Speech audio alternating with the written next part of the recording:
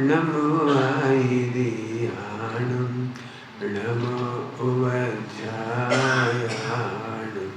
नमो लोई सबसाहू।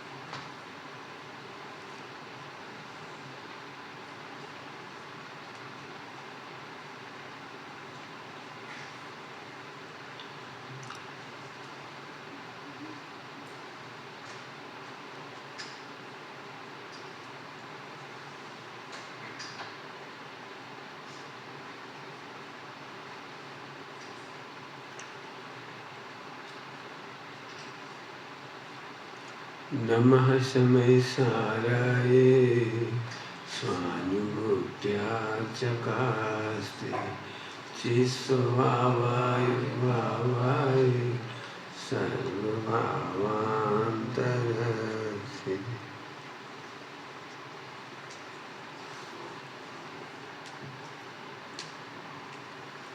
गन्ने का रस पीने वालों को सम्यक दर्शन नहीं होता, चूसने वालों को होता है।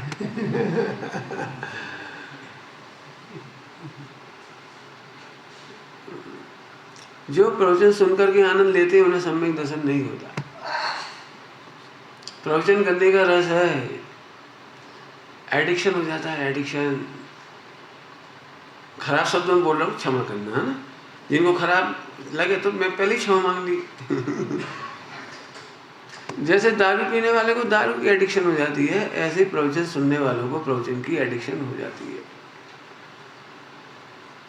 ये मैं अपने घर से नहीं बोल रहा हूँ, इसमें लिखा है सुविधाओं का मैं रीझ रीझ कर आलस्य नहीं करना। सुविधाओं में रीझ रीझ कर आलस्य नहीं करना। सुविधाएं मिलती हैं अपग्रेड होने के लिए। सुविधाएं क्या के लिए मिलती हैं? आपको बहुत जल्दी समझ में आ जाएगा। SC ST को गवर्नमेंट ने संविधान में सुविधाएं दी, उनको जल्दी प्रमोशन मिला, उनको जल्दी अपलिफ्ट किया गया, उनको जल्दी जल्दी फ्री पढ़ाई दी गई, उनको फ्री कोचिंग दी गई, उनको क्या कह रहे हैं, इतना इतना अब समझ ही गए हूँ मेरे चेहरे से।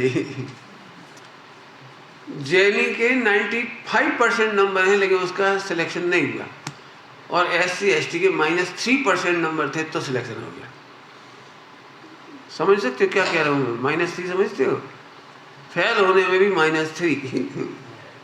तो उसका सिलेक्शन क्या है? कितनी शर्मनाक होगी ये व्यवस्था। अब मैं इस पर ज्यादा नहीं बोल रहा हूँ। आज भी हम उसके एडिक्शन हो गई। नहीं, हमें तो सुरक्षा चाहिए। क्या कहता, आरक्षण। बड़ा उधम हुआ BP सिंह के ज़माने में, 92 वगैरह में बड़ा उधम हुआ इसका। खैर, मुझे ज़्यादा नहीं बोलना, मुझे तो अपनी बात कहना है। मंदिर जाना भक्ति है और मंदिर जाते रहना अपराध है। क्या कह रहे? क्या कहा? मंदिर जाना भक्ति है, शास्त्र पढ़ना भक्ति है, सत्संग करना भक्ति है, करते रहना अपराध है। ये है भाई साहब, शुभ भाव ये है इसलिए अपराध है। शुभ भाव दुख का भेद है, पता है? पता है कि नहीं? हाँ या नहीं? शुभ भाव दुख का भेद है। अभी मैंने साधु संघ था सूरत में, उनके बीच में बोला कि व्रत उपवास नियम संयम जब तब जो कुछ हम करते थे, पूजा पाठ भक्ति आदि, ये दुख का ही भेद है। शास्त्र पढ़ना, व्रत उपवास आदि करना, ये सब दुख का भेद है। तो निश्चित अचंभा तो होते ही, ऐसे कैसे बोले आप? मैंने दुख के दो भेद हैं, आर्त ध्यान और रौद्र ध्यान। ये रौद्र ध्यान नाम का दुख है। धर्म ध्यान तो धर्मी के आश्रय से होता है। धर्मी को जाने बिना धर्म कहाँ से हो। बचपन में आपको मैथ नहीं आता था, किसी को नहीं आता था बचपन में, तो हमारे टीचर ने एक आपको सुविधा दी। वो स्लेट में बन रहते थे 1 2 3 4, उससे घटा जोड़ सिखाते थे। मोती बन रहे थे ना, मोती। तो देखो 2 मोती यहाँ लाए, 2 मोती इसके लाए, 2 मोती 2 + 2 = 2 = 1 2 3 4 5 6 ऐसे। इस सुविधा थी।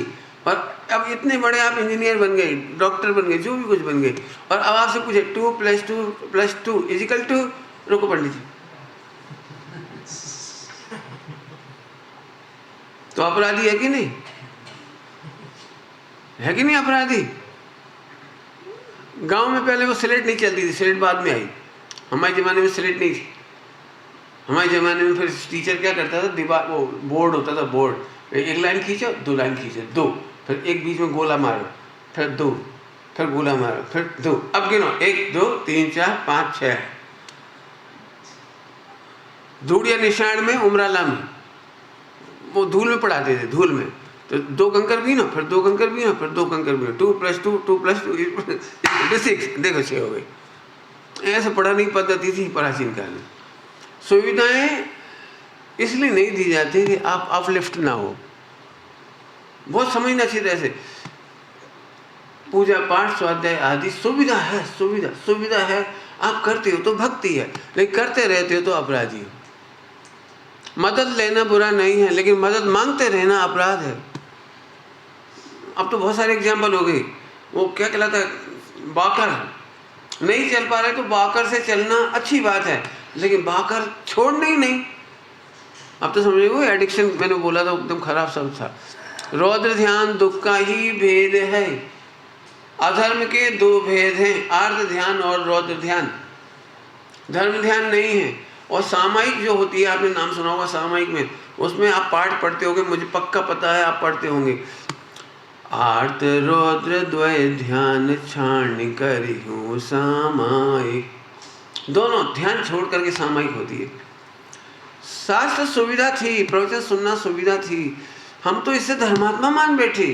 6 घंटा रोज सुनता हूँ, 8 घंटा रोज सुनता हूँ, मैं हूँ सामरूच हूँ। मैंने बीच में भी मैंने कह दिया मैं नहीं सुनता हूँ, तो मेरा बहुत विरोध हुआ पूरे हिंदुस्तान में। एक कैसा मोक्षु है, सुनता नहीं है। लेकिन सुनना तो मैं अपराध मानता हूँ, उल्टा नहीं लेना। मुझे पता नहीं इतने में भी हंगामा हो जाएगा। बहुत जल्दी ढूंढते हैं लोग ऐसी क्लिप, पूरी बात तो सुनेंगे नहीं। अरे सुनते रहना अपराध है। सुविधाओं में रीझ कर मैंने ये प्रवचन मिलना, रीझ गए आप इस पर। 6 घंटे 4 घंटे 2 घंटे 5 घंटे पढ़ना लिखना सुनना सुनाना, सत्संग तीर्थ यात्रा सब होता है, लेकिन मार्ग नहीं। क्या बोला? सब होता है लेकिन मार्ग नहीं। यदि मोक्ष जाना है, शुद्धोपयोग करना है, रत्नत्रय प्रकट करना है, तो ये भेद विज्ञान तो आपको रखना पड़ेगा। इसमें आलस मत करो जी, कह रहे हैं। पूजा मत छोड़ो, ध्यान रखो। जो लोग पूजा नहीं करते वे महाआलसी, उनसे तुम बोल ही नहीं रहे। उठ के चले आओ यहाँ से, जो पूजा नहीं करता होगा उठ के भागो। आपसे नहीं कहा मैंने। ऐसे जा रहे हो किसी काम से, उधर बैठ रहे हो, कोई बात नहीं। नाराज नहीं होना भाई, मैं तो पढ़ाने की सहेली है। आप तो करते होंगे सब लोग। मैं तो इसलिए जब विश्वास होता है सब करते, इसलिए कह देती ऐसी। समझ में आया कि नहीं है? अरे स्वाध्याय नहीं करे वो तो माना भी नहीं, प्रमाणिक है। सही बात है। जो स्वाध्याय नहीं करे वो तो, उसको तो हम बोलेंगे भी। मैं नहीं बोलता हूँ। अमृतचंद्र स्वामी ने पुरुषार्थ सिद्धि उपाय में लिखा है, तस्य देशना नास्ति। उनको हमारे लिए देश, उनके लिए हमारी देशना नहीं। तस्य देशना नास्ति, बिल्कुल नहीं। ये ऐसा कह करके तो मैंने बचाव कर लिया। कि जो शोभाचरण नहीं करते वो सुनेंगे तो स्वच्छंद होंगे। मैं ये नहीं कह रहा हूँ कि मंदिर जाना अपराध है, मंदिर नहीं जाना बड़ा अपराध है और मंदिर जाते रहना छोटा अपराध है। वो छोटा अपराध छोड़ करके भी राध कर, याद है सब कल का शब्द राध, आराधना, राध, प्रसन्न हो, आत्मा में प्रसन्न हो। तो आलस नहीं करना, मैंने ये समझो, पढ़ते पढ़ते आलस होने लगा। हम पढ़ते तो रहते लेकिन निर्णय नहीं करते कि मैं ही भगवान हूँ, सुनते तो रहते लेकिन मैं भगवान हूँ ये नहीं सोचते। आप बाकी सब लगा देना आप, ठीक। तो आलस नहीं करना, निर्णय में आलस नहीं करना, अनुभव में आलस नहीं करना। आलस्य का अंतिम गुण स्थान है छठा। आलस्य का अंतिम गुण स्थान है छठा, कि तू निरंतर आत्मा में मग्न क्यों नहीं रहता। क्या बोला? तो निरंतर आत्मा में मग्न क्यों नहीं रहता, इतना भी मत क्यों। और अपने में मग्न रहता है तो जंप मार के 8वां होता है, श्रेणी होती है, फिर 12वां गुणस्थान होता है, फिर बाकी काम तो अपने आप ही हो जाता है। आगे का काम तो इतना सरल है, इतना सरल है कि पहाड़ की चोटी से कूद जाओ, फिर तो अपने आप ही पहुंच जाओगे मोक्ष। मैंने फिर कुछ नहीं करना पड़ता, 8 में से जंप मार के 10वां 12वां हो गया, फिर तो कुछ नहीं करने का। मैंने उसके बाद छठे गुणस्थान तक ही जो कुछ कहना है कहना है, इसके बाद तो कहने का भाव भी नहीं है, सुनने का भाव भी नहीं, बराबर। चलो, तो एक तो आलस नहीं करना, ये मैंने रिपीट किया थोड़ा सा कल का। और क्या कहना है इसमें से? जितनी शक्ति हो उतना पालन निश्चय करना, जितनी शक्ति हो। कल बहुत कुछ कहा है, जल्दी जल्दी में बहुत कुछ कहा है, लेकिन पता नहीं आप कितना समझे, मुझे नहीं पता है। मैं फिर कहता हूँ, आत्मा की ओर देखता है तो शक्ति बढ़ती जाती है, और पापों की ओर देखता है तो शक्ति घटती जाती है। जल्दी बोला मैंने, क्या बोला मैंने? आत्मा की ओर देखते हैं तो शक्ति बढ़ती जाती है, और पापों की ओर देखते हैं तो शक्ति घटती जाती है। जैसे दृष्टांत, कौन सा दृष्टांत दूं? दृष्टांत बहुत सारे मेरे पास, सबसे सरल दे देता हूँ। बेटा ब्रह्मचर्य ले लो, अब फौरन नजर कुशील पे जाएगी, और कहीं शादी करना होगी तो कुशील की ओर देख करके शक्ति घट जाएगी। बेटे रात को नहीं खाना, वो तो ठीक है, परंतु मेरे मित्र खाएंगे तो, खिलाएंगे तो, मतलब पाप करने वालों की ओर देखता है उपयोग, तो शक्ति घट जाती है। दो कहा, मतलब ऐसे कितने होते हैं, पिक्चर नहीं देखना अथवा वो नहीं खाना, पुड़िया, अब तो समझ गए ना, पुड़िया नहीं खाना, लेकिन मेरे दोस्तों ने जबरदस्ती खिलाई तो ऐसे खाने वालों के पास मत जाना। ये 3 बताए, ऐसे कितने ही। भैया आज से चोरी नहीं करना, बहुत कठिन बात है, आसान नहीं चोरी नहीं करना। मैंने जिन आगम में से 50 तरह की चोरियां निकाली हैं।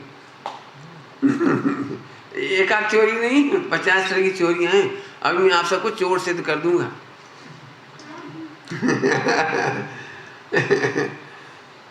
मैंने इसमें बहुत अनुसंधान किया, क्योंकि मैंने बहुत विचार किया। 5 पापों के निषेध में ही 5 अणुव्रत हैं, और फिर 5 महाव्रत मुनिराजों को भी कह रहे हैं चोरी मत करो। इसका मतलब समझ में आया है? समझ में आ रहा है कुछ? यदि आपने पंचम गुणस्थान ले लिया तो भी आप चोर हो। नहीं समझ में आया? महाव्रत नहीं होना। क्यों चोर हो? कि तुमने अणु चोरी छोड़ी, अणु चोरी का अणु छोड़ा है, चोरी का अणु, हिंसा का अणु छोड़ा। अणु माने छोटा सा हिस्सा, देश थोड़ा सा छोड़ा है। अणुव्रत का मतलब ये है कि तूने अहिंसाणुव्रत, अहिंसा का व्रत अणु लिया तूने, पूरा नहीं लिया। मैंने 5 पाप पूरे नहीं छोड़े। तो मुनिराजों के लिए, तू मुनिराज नहीं बने तो तुम्हारे पास 5 पाप का छोटा सा व्रतता है, पूरे नहीं छूटे। फिर महाव्रत आता है, ठीक। अभी तो समझ गए आप, मैं चोर सिद्ध करना था तो कर दिया। हम सब चोर हैं। पंडित जी आपको समझ में नहीं आता, एक तरफ कहते हम भगवान हैं। भाई तू 5 पाप की ओर देखता है तो शक्ति घटती है। जैसे मैं बोलूं आज मोबाइल नहीं देखना, अभी हाथ नहीं खड़ा कराऊंगा, नहीं तो आपकी इज्जत चली जाएगी। बड़ी मुश्किल है, कितने लोग हाथ उठा सकते हैं कि आज हम मोबाइल नहीं देखेंगे। एक तू तो इसलिए उठा लेगा, सुबह से उपवास कर लिया तूने। आज इसने ई उपवास किया, ई फास्ट, चलो 1-2 और मिल गई, चल अच्छा 3 बढ़िया, आज मोबाइल नहीं देखोगे बिल्कुल भी, 4 तो मिले, चलो ठीक है, 5 तेरे को नहीं देखना, वेरी, आज 1 महिलाओं मिला, 2 3 4 5 6, अरे आज तो बहुत उपवास है। अभी आगे आने वाले ग्रंथों में लिखना पड़ेगा मुझे, जब मैं लिखूंगा ना, एक ई उपवास करने से कोड़ा कोड़ी सागर पुण्य का फल होता है।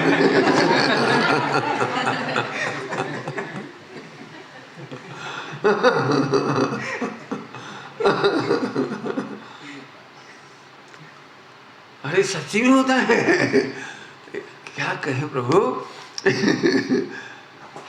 लेकिन फौरन याद आता है, वो मेरा व्हाट्सएप आने वाला है, वो मेरा मैसेज आने वाला है, और कहीं वो मैसेज पड़ा रहा तो फल, मैंने आप यदि आप उधर देखोगे पाप की ओर तो शक्ति घट जाएगी, ये कहना है मुझे तो। जैसे ही उसके पाप प्रसंगों की याद आएगी वो तो मुझे देखना जरूर, उसके बिना तो मेरा टाइम नहीं कटता, वीडियो गेम के बिना, वो एक चैटिंग का जवाब देना पड़ेगा मुझे। मतलब जैसी पाप की तरफ नजर जाती है शक्ति घट जाती है, और आत्मा की ओर देखते हैं तो शक्ति बढ़ जाती है। मैं 2-3 बार बोले रिपीट करके, आत्मा को जानने पर शक्ति बढ़ती है। परसों कहा था 500 करोड़ के हीरे ले जाने वाले व्यक्ति को इतना सा भी नहीं डिगा सकती कोई सुंदरी। सुंदरी इसलिए कह रहे कि बाकी तो फिर बहुत छोटे, सबसे खतरनाक है आदमी के लिए विश्व सुंदरी। बाकी सब छोड़ सकता है, लेकिन मोबाइल में भी झांकता है उसके लिए, तो उसे भी डिगा नहीं सकती। वो 500 करोड़ के हीरे ले जाने वाला बेईमान नहीं हो सकता। कोई व्यक्ति उसके पास आके बैठे, देखो देखो एक नई चीज दिखाओ, तो भाग यहाँ से, क्योंकि उसे लग रहा है एक किसी तरह से सूंघा सूंघे बेहोश ना कर दे। बगल में बैठ करके मेरी 500 करोड़ के रत्न है, 500 करोड़ का रत्नधारी व्यक्ति किसी का बिलीव नहीं करता, स्वप्न में भी नहीं ठग सकता हुए उसको, इतना अलर्ट रहता है। ऐसे ही भगवान आत्मा की ओर देखने वाला, पापों की ओर किंचित नहीं झांकने वाला, किंचित भी भ्रष्ट नहीं होता। बस इतना सा आलस छोड़ दे। अब मैं उल्टा सोच रहा हूँ, थोड़ा सा मैं रुक गया बोलते बोलते। एक बहुत अच्छा लेखक हुआ है, बहुत अच्छा लेखक, उसने कहा है यदि आदमी आलसी हो जाए तो विश्व का बड़ा उपकार हो। अब मैं दूसरे अर्थ में बता रहा हूं, काश हिटलर आलसी होता, सिकंदर आलसी होता, काश रावण आलसी होता, समझ गया तो कुछ, कितना उपकार होता विश्व पर। ऐसी काश तुम्हारा अंगूठा आलसी हो जाए।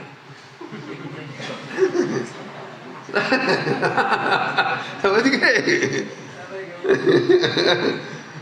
बस ज्यादा नहीं बेटे, ज्यादा नहीं कह रहे, केवल अंगूठा का आलस।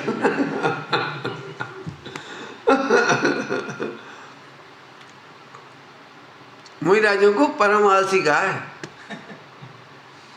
परम आलसी नहीं हो तो शुद्ध उपयोग में नहीं जाए। खुरापाती दिमाग आलसी नहीं होता, खुरापाती दिमाग आलस नहीं करता, वो तो भगता है, इधर उधर चंचल होता है, जाने क्या क्या करना पड़ता है। खुरापाती दिमाग उठा पटक करता है, खुरापाती दिमाग आलसी नहीं होता है।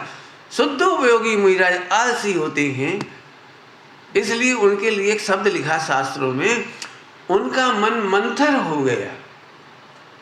समझते? मन मंथर नहीं समझे तो मना करो, पूछूंगा नहीं। मन मंथर, मंथर समझते हो? साहित्य में एक शब्द आता है मंथर और मरकट। मर और कट नहीं, वो नहीं, बंदर, बंदर को बोलते हैं मरकट।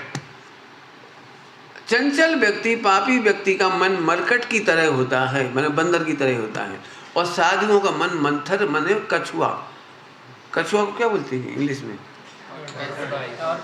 टॉर्टोइल जो है, टॉर्टॉक जो भी है, कछुआ। कछुआ समझते हो? ऐसे मुनिराज पर उपसर्ग आया तो इतने आलसी होते उठ के नहीं बगते। मच्छर के उनके ऊपर मच्छर आ जाए तो इतने आलसी होते, ऐसे भी नहीं करते, इतने आलसी। मच्छर इधर भी आ जाए ना, इधर इधर कहाँ देखोगे मेरे को, इधर इधर, तो अपन लोग तो क्या करेंगे सामाई में हाथ से नहीं।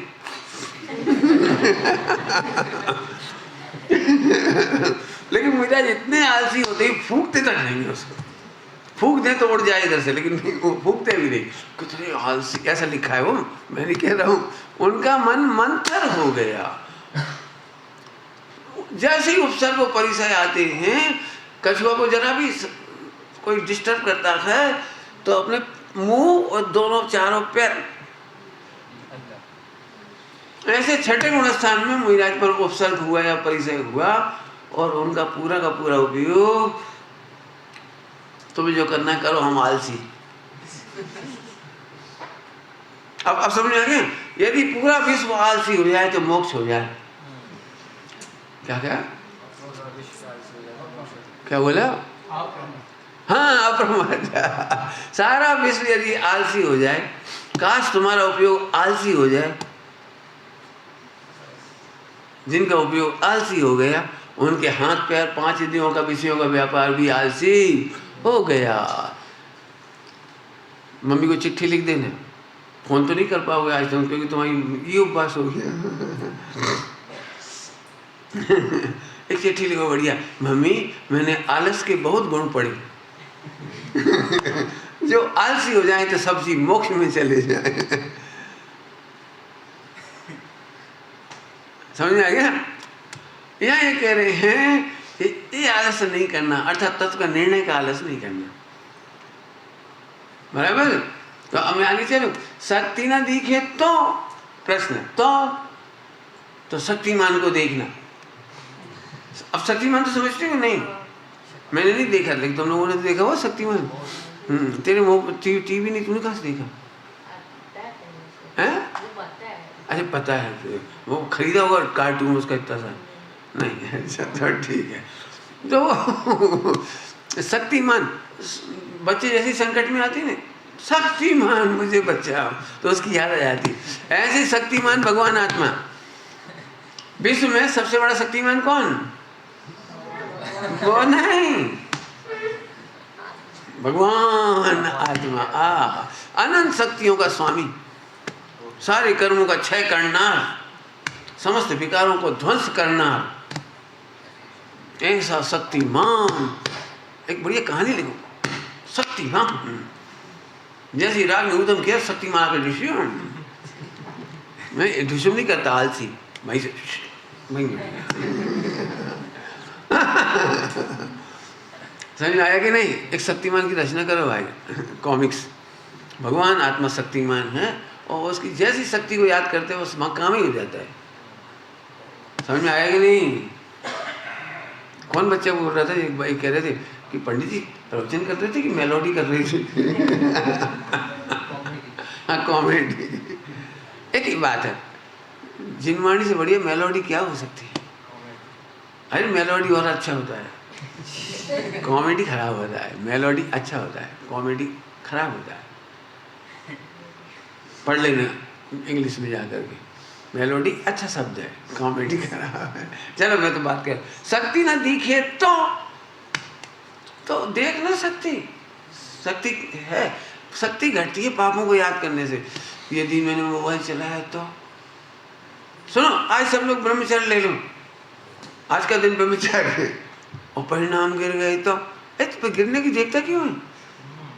क्यों आप दूध लेने नहीं जाते होंगे ना बाजार में? अब तो नहीं जाते होंगे, सही बात, बहुत सारे लोग तो नहीं जाते होंगे।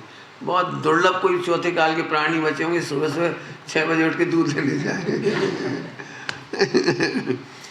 लेकिन मान लो लेने जाए, घी खरीदने जाए, तो आप इसलिए घी नहीं लाते, कहीं ढुल गया तो हम खरीदते ही नहीं। ऐसा करते हो क्या? ऐसे ब्रह्मचर्य ले ले तो गिर ना जाए। अरे गिरेंगे तो गिर जाएंगे। बोलूँ आपको एक बहुत जोरदार बात, सुनोगे सभी लोग? भगवान आत्मा को जानने के बाद परिणाम नहीं गिरते हैं, गिरे हुए परिणाम जानने में आते हैं। समझ में आई? क्या बोला? बहुत बढ़िया बात बोली है। परिणाम गिरते नहीं हैं, हाँ, गिरा हुआ परिणाम जानने में आता है। क्यों? सड़क पर चलते चलते गटर दिख जाती है तो तुम गिर जाते हो, या गटर तुम्हारे ज्ञान में झलक जाती है?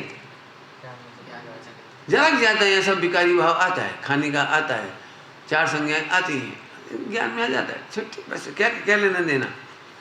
लोगों को अभी भी ऐसा लगता है, आपको तो नहीं लगता है, विद्वानों को बहुत लगता है, हमें तो जिनसे स्वामी पर शंका है, मरु देवी का नासिक वर्णन कैसे लिख दिया, कैसे लिख दिया?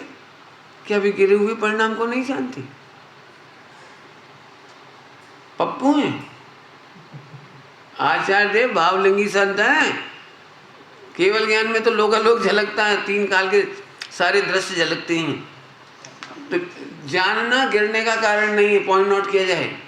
जानने से नहीं गिरते हैं, गिरा हुआ परिणाम जानने में आता है। हम ऊपर रहते हैं, हम ऊपर रहते हैं। समझ में आ रहा है कुछ? क्या कहा है? आनंद की बात है।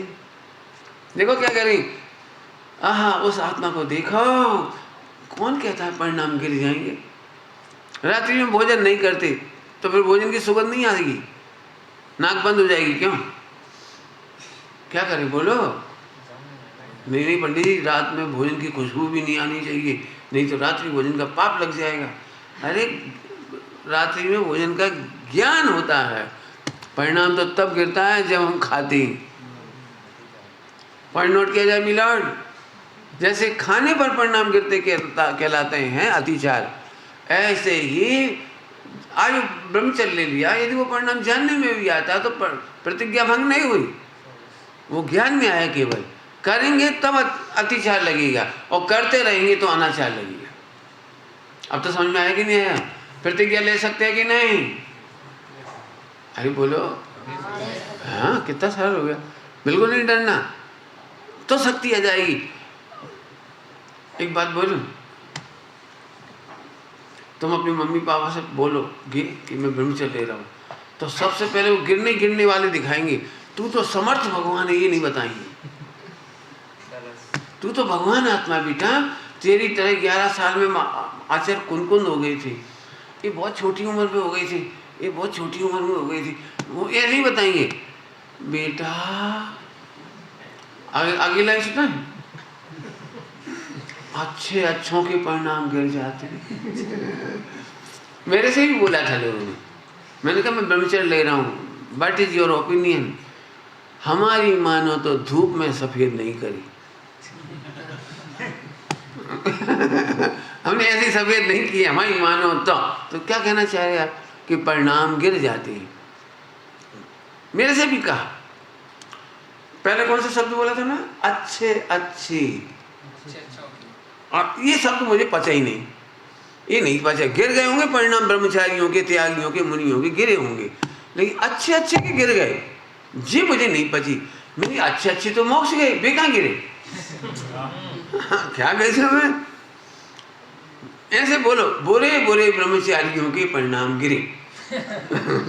जो महिलाओं से बात करते हैं, मोबाइल पे बातें करते हैं, अकेले में मिलते हैं, छिपाते फिरते हैं, उनके परिणाम गिरे। सो तो ठीक है, वो तो हम भी मानेंगे, हम कौन सी दिक्कत है?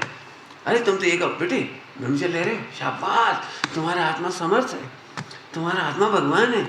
जस्ट लाइक सर्वजीव छे सिद्ध श्याम। गुड बेटा गुड, धन्य होगी मेरी कुख। कुख समझते हो? कुख गर्व मेरे बेटे का। हाँ, मेरा बेटा भगवान बनेगा, अच्छी बात है। देखो बेटा, भगवान ही बनना, गिरने वालों की संगति नहीं करना। क्या कहा? गिरने वालों की बस इतनी सी बात है, परिणाम कभी नहीं गिरेंगे। अभी आप कुसंगति कर लो, परिणाम अभी हल गिर जाएंगे। मतलब दम क्या है? कुसंगति माने आदमी नहीं, मोबाइल भी है। आजकल तो एक मोबाइल का भी नाम डालना पड़ेगा कुसंगति में।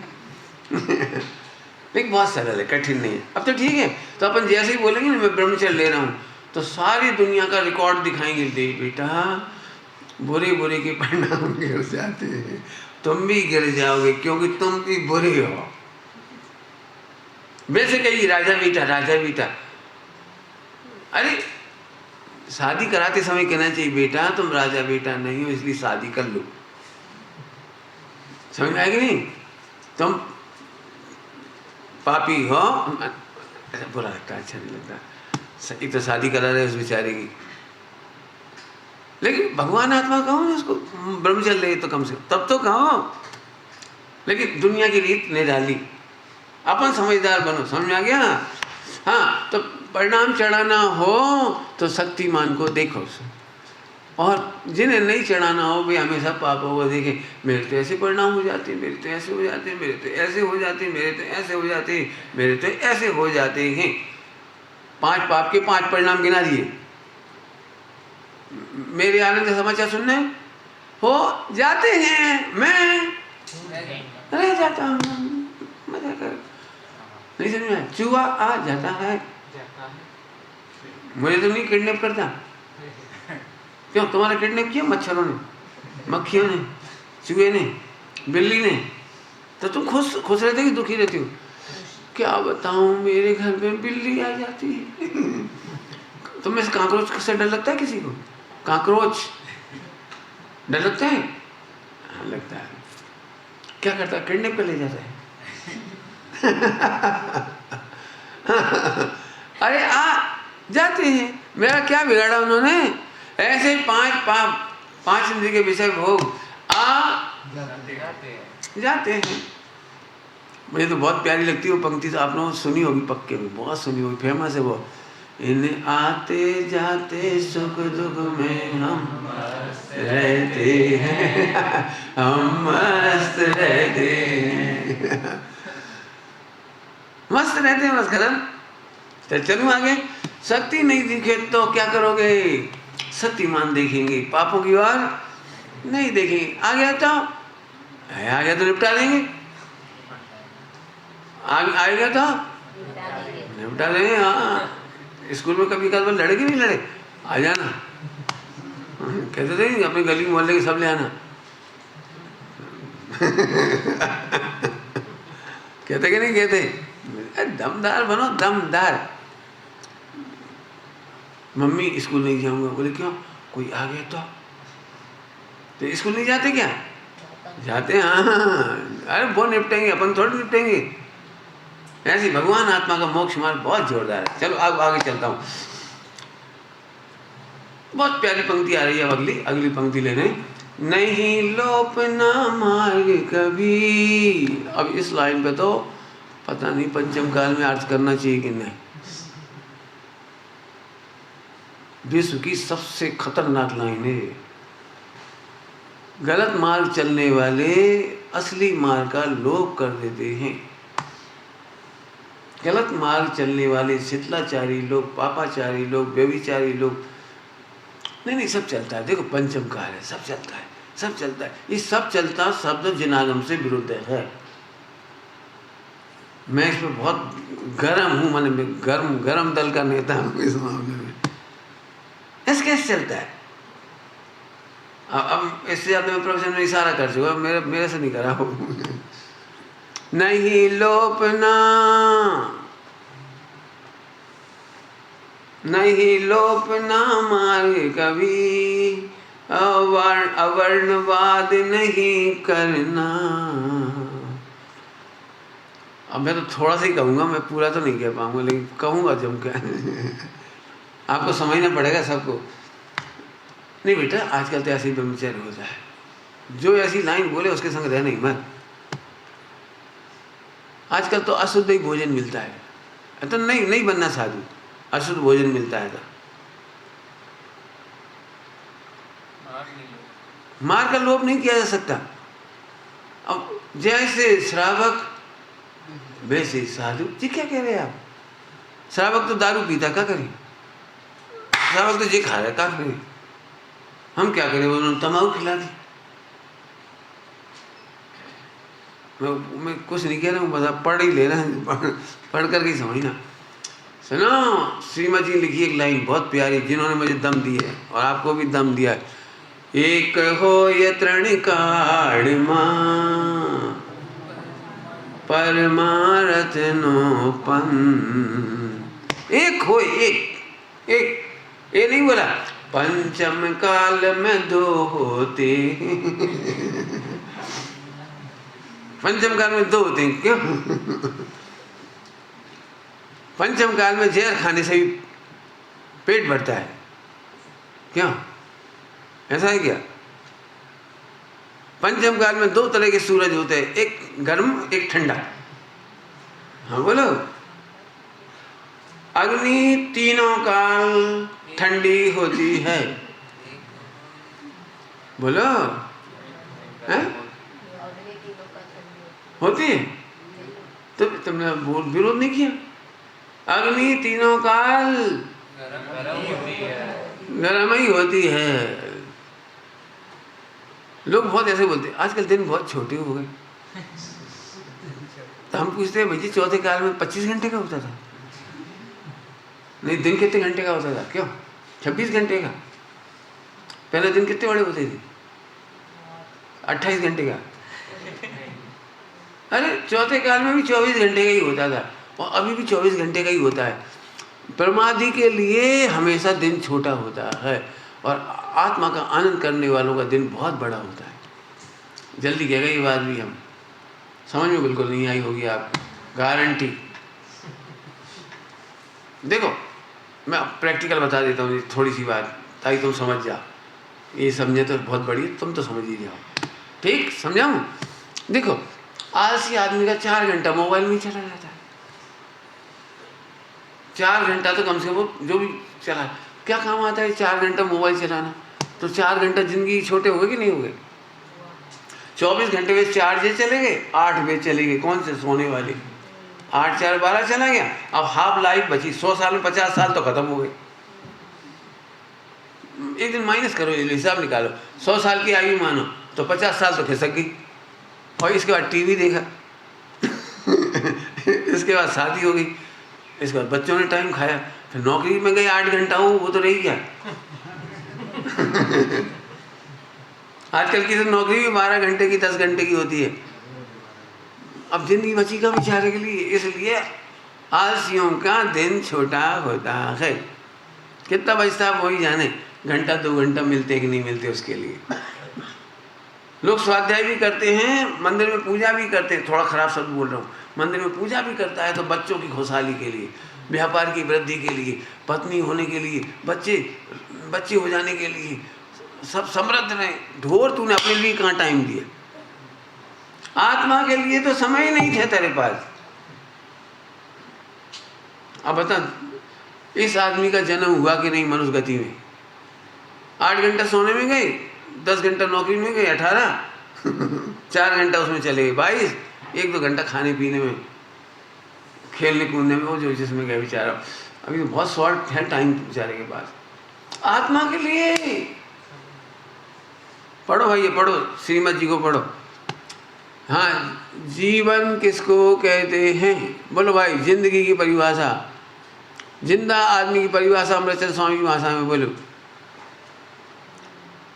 जिंदा परिभाषा, जिंदा की परिभाषा अमृतचंद स्वामी ने लिखा है, मृतक कलेवर में मुरझाया हुआ है, अमृत स्वरूप भगवान आत्मा, अमृतमयी भगवान आत्मा, अमर भगवान आत्मा मृतक कलेवर में मूर्छित हो गया। अर्थात जो आत्मा के लिए जिए वे ही जिए, बाकी सबका जीना तो। बोलो भाई, समझ में आया कुछ? तो अब बताओ कितना समय है आपके पास? अब आप लोग बड़ी शिकायत करते हो, क्या बताएं पंडित जी, आपको तो 24 आवर है, हमको तो रोटी बनानी है, काम करना है, फला करना है, और मोबाइल चलाना है, व्यापार करना है, हम पे तो टाइम ही नहीं पढ़ने लिखने का। एक खराब समाचार दूं आपको, खराब समाचार, दुखद समाचार। ये तो पिछले, ये समझो, पिछले 50 60 70 सालों में कोई बिजली चमकी है स्वाध्याय की।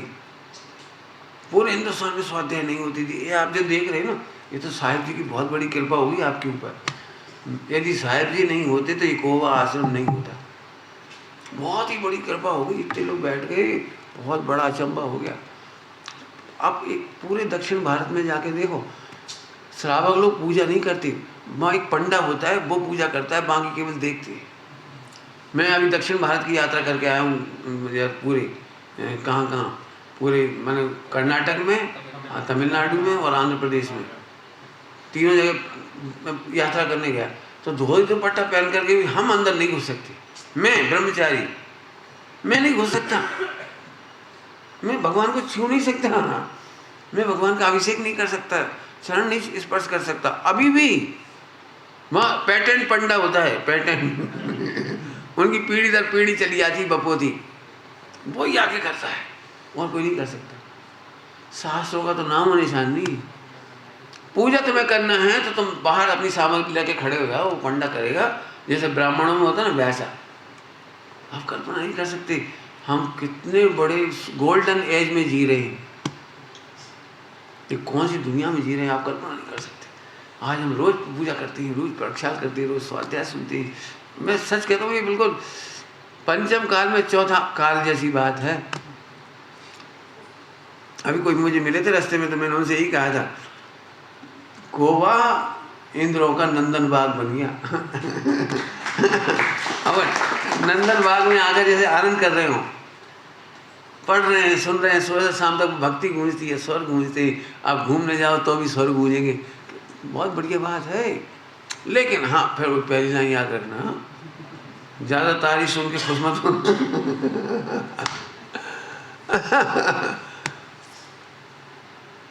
ठीक है, समझ आए? तो आलसियों को दिन छोटा होता है और आत्मार्थियों का दिन बहुत बड़ा होता है। कितना बड़ा होता है आत्मार्थी का दिन?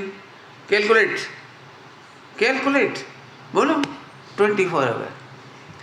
आपको मालूम होना चाहिए, आत्मार्थी सम्यक दृष्टि पंचम गुण स्तनवर्ती नींद में भी गुण श्रेणी निर्जरा करता है અને કર્મોની ખપાય છે। આત્માર્થી કર્મોને ખપાવે છે। કેટલા? इतना तो नहीं। गुण श्रेणी समझते हो? गुण श्रेणी समझते हो? मल्टीपल कैसा मल्टीपल? तुम्हें कैसे समझाऊं? तुम्हें गणित थोड़ी तो आती है ना, कठिन है लेकिन मेरे को भी नहीं आती, लेकिन थोड़ी तो आती है। एक काम करो, कैसे समझाऊं?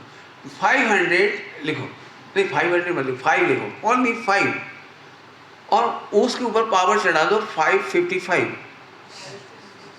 कितने हो गए? थोड़ा सा। कितना होगा? चढ़ा के देखो, लिखो। हाँ, 5 पावर 555। आज चढ़ा के लाना हो। अब जिसको समझ में आ गई वो तो समझ गया होगा। बाप रे, ऐसे मल्टीपल कहलाता है। गुण श्रेणी निर्जय, आप कल्पना कर सकते हो? धुप नींद में सोया है, वो कर्म तो वो लाते ना क्या, जेसीबी बिल्डिंग गिराने वाली, वो तो इतने तरह गिराती है, और ये नींद में भी नहीं चला है। नींद में भी नहीं चला है, धाड़ धाड़ धाड़ 70 कोड़ा कोड़ी के बड़े बड़े तूफान, वो क्या कहलाते हैं, पहाड़। क्या लिखा है बढ़िया 10 लक्षण पूजन में? वज्रपात करम शिखर को, तुमने पढ़ा? करम शिखर को वज्र है, क्यों ना हो सुखदाय, क्यों ना करे निज सकति सब। वहां भी शक्ति की बात आई, बराबर समझ में आ रही बात? फिर एक दुखद लाइन आ गई, नहीं लोभना। प्रतिज्ञा कर लो, बिल्कुल प्रतिज्ञा बेटे, नहीं बना तो साफ कह दो मेरे से नहीं बनता, आई एम रॉन्ग, बिल्कुल बोल दो आई एम रॉन्ग। बट मार्ग ये है, पंचम काल का नाम लेकर के मार्ग नहीं लोपना, शीतलाचार्यों को देख करके खुश नहीं करना, लोपना नहीं मार्ग, बिल्कुल नहीं करना। मैं तो बिल्कुल साफ साफ कह रहा हूँ, मैं गलत को गलत मानूंगा, मैं आदर कर सकता हूँ लेकिन गलत को गलत मानूंगा, ये बात पक्की रही। और खुद गलत कर रहा हूँ तो बोल दूंगा मैं गलत कर रहा हूँ, लेकिन मार्ग नहीं मानूंगा उसे, गलतियों को मार्ग नहीं मानेंगे। सूत्र वाक्य कह दिया मैंने आपको। मैं बहुत निर्दयी हूँ इस मामले में, बहुत निर्दयी। मैंने अपने घर वालों का, अपने रिश्तेदारों का भी इस मामले में साथ नहीं दिया मैंने। गलत काम माने गलत काम। मेरे रिश्तेदार बहुत गलत बिजनेस करते थे, गलत बिजनेस माने भ्रष्टाचार, रिश्वत खाना, वो ऐसे इंजीनियर थे, तो उनकी तारीफ करते थे, बड़े सब रिश्तेदार मिलकर बड़ी तारीफ से उन्हें देखते थे, बस सूटेड वूटेड, और बड़ी उनकी तारीफ करते थे। मुझे पता नहीं था, उन्होंने एक विधान कराया और बहुत अच्छा विधान कराया, तो मुझे तो बड़ी खुशी हुई कि चलो इन्होंने बहुत अच्छा विधान कराया। तो मैंने घर जाकर के उनकी बहुत तारीफ की कि कितना बढ़िया विधान करवाया। तो मेरी मम्मी धीरे से बोली, करा दिया तो क्या हुआ, 1 करोड़ की रिश्वत खाई, 1 लाख का विधान करा दिया। ओह ऐसा हुआ, नहीं ऐसा कैसे हुआ? मुझे फिर पूरी स्टोरी सुनी तो फिर उन्होंने बोले कि नगर निगम में मेयर थे, फला थे, क्या थे, और जो भी कुछ होते होंगे भगवान जाने, कुछ थे। और उन्होंने ऐसे ऐसे वो करा, फिर उसे पकड़ी गई, फिर उन्होंने मुकदमा चला, फिर उन्होंने भगवान से प्रेयर की ओ पारसनाथ भगवान, यदि मैंने तुम्हारा भजन गाया हो, तुमसे लागी लगन तो मुझे बचा लेना, और बच गया तो पक्का चौक्कस एक विधान कराऊंगा। बच गए, 1 करोड़ रुपए का फायदा हो गया, 1-2 लाख रुपए उस जमाने 84 की बात है, 84 की, हाँ 84 की, 84 की बात है। 1 लाख का विधान करवा दिया ना, बढ़िया पंडित को बुला के। बता समझ में आ रही बात? मैं उस बात को देखो भरी सभा में भी कह रहा हूँ, और अकेले में भी मैंने उस बात को अच्छा नहीं माना। रॉन्ग इज रॉन्ग, गलत माने गलत, मैं हूँ या तुम हो, गलत तो गलत है। आगे बात समझ में आ रही भैया? सब चलता है, सब चलता है, ये सब नहीं चलता, सब नहीं चलता, बिल्कुल साफ कह रहा हूँ। तो फिर क्या करना? मैं भी जब ब्रह्मचर्य के मार्ग में निकला तो मेरे पास 2 बातें थी मेरे भाई की, बता देता हूँ, तुम्हें भी काम आएगी। यदि ब्रह्मचर्य लोगे तो, नहीं भी लोगे तो भी काम आएगी, कोई दिक्कत। नींद नहीं आ रही? ऐसे नहीं बैठना, अच्छा बेटा, शाबाश, प्यारे प्यारे प्यारे बच्चे हैं। डर लगता है मेरे से मेरे जैसे हजमा वाला काम मिलेगा तुम्हें फिर से तो मेरे सामने 2 ही खतरे थे। एक तो भोजन की सुत्ता नहीं दिख रही थी आज भी नहीं दिख रही, और दूसरी चीज़ नहीं दिख रही थी कि बीमारी का इलाज कैसे होगा, एक्सीडेंट हो जाए, कोई घटना घट जाए, इलाज कैसे होगा। तो दोनों बातों की मगज में मेरे को शुरू से wrong is wrong, wrong is wrong. तो मैं सुना रहा हूँ 81 82 की टेंशन। तो मेरे मम्मी से अपनी एक बात कही कि कैसे संभव होगा इस ब्रह्मचर्य का, पूरे देश में शुद्ध भोजन का खान पान का ठिकाना नहीं दिखाई दे रहा, शिष्टाचार बहुत है, और बीमारी का भी मैंने बताया। मेरी माँ ने बहुत ही अच्छी बात बोली, बहुत अच्छी। उन्होंने कहा तुम उनको मत देखो जो डूब गए, तुम उनको देखो कि इस पंचम काल में भी तर कौन गए। समझिए क्या बोला? तुम उनको देखो पंचम काल में भी जो निर्दोष कौन रहे, उनको देखो, ये मत देखो कौन कौन डूब गया। इस लाइन ने मेरे को बहुत अटैक किया। मैं बहुत सोचा, मान के चलो यदि बाढ़ आ गई हो, हम सब उसमें डूब रहे हों, और एक एक करके सब डूबते जा रहे हों, कोई इधर डूबा, कोई इधर डूबा, कोई इधर डूब गया, कोई किनारे से 1 फुट दूर डूब गया, कोई किनारे पे जाकर डूब गया, तो मैं डूबने वालों को आदर्श बनाऊंगा या एक बच गया उसको आदर्श बनाऊंगा? बोलो बेटी, आप हाथ पे नहीं मारोगे, सब तो डूब रहे हैं, क्या करोगे बोलो? अपन तो हाथ पैर मारेंगे। समझ में आ गया? बस ये दृष्टांत मेरे को बहुत काम आया। मैंने शुरू से ही, मैंने कॉलेज का पहला दिन कॉलेज में 21 साल की उम्र में पढ़ाने गया कॉलेज में, तो मेरे पहले दिन की प्रतिज्ञा थी मैं अनछने पानी का त्याग करता हूँ। मैंने नौकरी के लिए प्रतिज्ञा नहीं तोड़ी, प्रतिज्ञा के लिए नौकरी छोड़ सकता हूँ, पहले दिन प्रतिज्ञा कर ली अनछना पानी नहीं पीऊंगा। इसने मेरी बहुत रक्षा की, इसने बहुत रक्षा की। आप समझ सकते हैं कौन सी रक्षा की होगी? अब कॉलेज में तो रिजर्व कैटेगरी के भी होते हैं, स्वच्छता मित्र भी मेरे साथ नौकरी करते थे। अब तो समझिए थोड़ा सा, नहीं स्वच्छता मित्र वे भी मेरे साथ नौकरी करते थे। अब सबके साथ रहना, उठना बैठना, उनके घर आना जाना, खाना पीना, पिकनिक, सैर सपाटा, सब काम होते कॉलेज में। तो उसी मटके में से वो पानी पिए, अपन कैसे पिए? तो मेरी वो पहले दिन की प्रतिज्ञा ने मुझे बचा लिया, क्योंकि मैं ये नहीं कह सकता था कि मैं किसी के घर का पानी इनका पी सकता हूँ, इनका नहीं पी सकता हूँ, शर्मा जी के पी सकता हूँ, स्वीपर के नहीं पी सकता हूँ, ये मैं नहीं कह सकता था। कहते से ही जेल हो जाती मुझे, छुआछूत फैलाते हुए। आप कानून है इसका, हम बोल नहीं सकते इसे। लेकिन जैसे ही मैंने कहा मैं जैन हूँ और मैं छना पानी पीता हूँ, उस लाइन ने मेरी रक्षा की। आपको पता है कि नहीं पता है मेरा कॉलेज कौन था? एक तो भोपाल, भोपाल समझते हो, मुगलों की राजधानी। हाँ हाँ, मुगलों की राजधानी रही है वो, नवाब और बेगम का जब राज रहा वहाँ।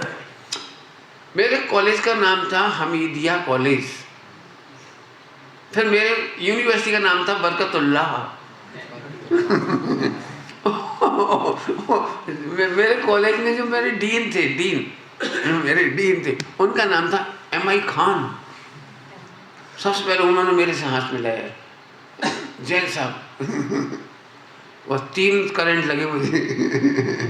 बाप रे। और कॉलेज में पढ़ने वाले लड़के भी 40% से ज़्यादा वही। मेरे कॉलेज में अरबी चलती थी, पर्शियन चलती थी, उर्दू चलती थी, उनके पेपर होते थे। अब समझ लो, मेरे को उनके पेपर में नकल पकड़नी पड़ती थी। वो लड़कियां बुर्का पहन के आती थी और उनकी नकल पकड़ने में पसीने आ जाते थे। कुछ भी उधम हो सकता था, बड़ा बड़ा तूफान हो सकता था। लेकिन पता नहीं वो एक प्रतिज्ञा ने कितना बचाया। किसी के यहाँ खाना पीना नहीं पड़ा, बाजार का भी नहीं खाना पीना पड़ा, सब एक प्रतिज्ञा ने मेरे जीवन में बहुत रक्षा की। बाकी तो और भी प्रतिज्ञा थी, लेकिन एक प्रतिज्ञा मैंने बताई। वहाँ से मैंने सीखा अपनी प्रतिज्ञा पर, अपने उसूलों पर दृढ़ रहना। इसके बाद तो कोई कमी नहीं पड़ी। मैं पूरे देश में गया हूँ, मैंने अपने भोजन से समझौता नहीं किया आज तक। और मुनि बनने पर भी, यदि जीवन में आएगी मुनि दशा तो भी भ्रष्ट नहीं हो। अरे हम सुधरेंगे, जग सुधरेगा। हम शिथिलता का समर्थन क्यों करें? थोड़े में बहुत कह रहे, बहुत समझना, लोभ नहीं करना। नहीं बेटा, सब चलता है। मैं सही कह रहा हूँ, मुझे पता है बिल्कुल। मैं नहीं मान सकता वो चीज़ें जो चल रही है। रात को 3 बजे दूध लग जाता है, आ जाता है। केवल तुमने शुद्धि बोल दी और ले लिया उन्होंने। बाजार की चीज़ें आ गई, बाजार के सब सामान आ गए। प्रॉपर 3 बार गेहूँ धुला नहीं, प्रॉपर मसाले धुले नहीं। शुद्धि बोल के हम तो नहीं हजम कर पाएंगे। एक बात बोलूँ, बहुत सुंदर घटना हुई है। आचार्य शांति सागर जी का जीवन चरित्र पढ़ना। उनके पहले मुनि राजों की हालत क्या थी वो उसी में पढ़ लेना। उनके जो गुरु थे, उनके गुरु जो थे वो स्वयं मुनि होने पर भी कपड़ा पहन के रहते थे और आहार लेने जाते थे, वही कपड़ा उतार के नग्न होकर के आहार लेते थे। और फिर उधर से वापस लौटते समय एक चांदी का कलदार दक्षिणा में लेते थे। भट्टारक जैसी परंपरा, भट्टारक ही थे, ऐसे ही था पूरा। तो इन्हें जैसे ही मालूम पड़ा कि यह मार्ग गलत है, उन्होंने स्वाध्याय किया तो ये मार्ग गलत है, तो उन्होंने अपने गुरु को छोड़ दिया, शांति सागर जी ने, और अकेले रहने लगे। अब अकेले रहने के बाद उन्होंने लगभग 3 साल तक केवल दूध और चावल ही भोजन में लिया और कोई भोजन नहीं लिया। 3 साल बाद एक श्रावक ने पूछा कि साहब, गेहूं में कोई दोष है क्या? चना में कोई दोष है क्या? ज्वार बाजरा में कोई दोष है क्या? तो शांति सागर जी बोले कि नहीं। तो आप लेते क्यों नहीं हो? तो उन्होंने बोला, आप देते नहीं हो। तो अगले दिन आहारचर्या में गेहूं की रोटी वगैरह जो जो बनता है, दाल कढ़ी चावल रोटी जो भी वो सब उन्होंने दिया। तो उन्होंने फिर नहीं लिया, वही दूध चावल लिया, खत्म। तो फिर उन्होंने पूछा दूसरे दिन कि आपने आज ली क्यों नहीं रोटी वगैरह? अब ध्यान से सुनना, कितने सावधान थे शांति सागर जी। उन्होंने कहा, आटा कितने बजे पीसा था? तो रात को 3 बजे। पहले गांव में महिलाएं रात को ही घरगट्टी, जॉइंट फैमिली होती थी, तो 2-2 1 किलो 3-3 किलो पीसना पड़ता था। तो महिलाएं रात को 3 बजे उठ करके पीसती थी। तो बोले इसीलिए नहीं लिया, रात का पिसा हुआ अनाज नहीं लेते। आप समझ सकते हो उन्होंने कितनी बड़ी तपस्या की है शांति सागर जी ने निर्दोष परंपरा चलाने के लिए। फिर उनके लिए दिन में ही आटा पीस करके उनकी रसोई बनती थी, तब फिर लेते थे। लेकिन अनुद्दिष्ट लेने के चक्कर में 3 साल नहीं बताया। 3 साल तक चाहते तो उपदेश देते थे, इशारा कर देते, भाई तुम दिन में पीसा करो, रात को नहीं पीसा करो। उनने अपने लिए भोजन नहीं बनवाया, अपने लिए घोषणा नहीं की।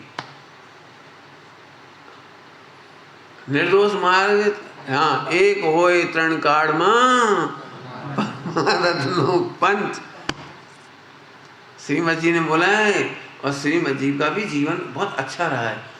हमें तो देखो साहेब जी ने भी जैसे जैसे सत्य मार्ग मिलता चला गया, मैं कह रहा हूँ साहेब जी जैसा साहस भी बहुत कम होगा। पूर्ण दिगंबर मंदिर रखना, भगवान रखना, और ये पूरी परंपरा सुरक्षित रखना, ये बहुत बड़ा काम है। आज भी लोग लाखों फॉलोअर बनाने के लिए एडजस्ट कर लेते हैं, मिक्स कर लेते हैं, वेदांत पढ़ा देंगे, बाइबल पढ़ा देंगे, फला भी पढ़ा देंगे, ये भी पढ़ा देंगे, सबके गीत गा देंगे सबको खुश करने के लिए। लेकिन साहिब जी ने ऐसा नहीं किया, उन्होंने अपना मूल मार्ग नहीं छोड़ा। श्रीमद जी ने गीत गाया था, पता होगा आपको, मूल मार्ग सामड़ो जिन नौरे करी वृत्ति अखंड सनमुख।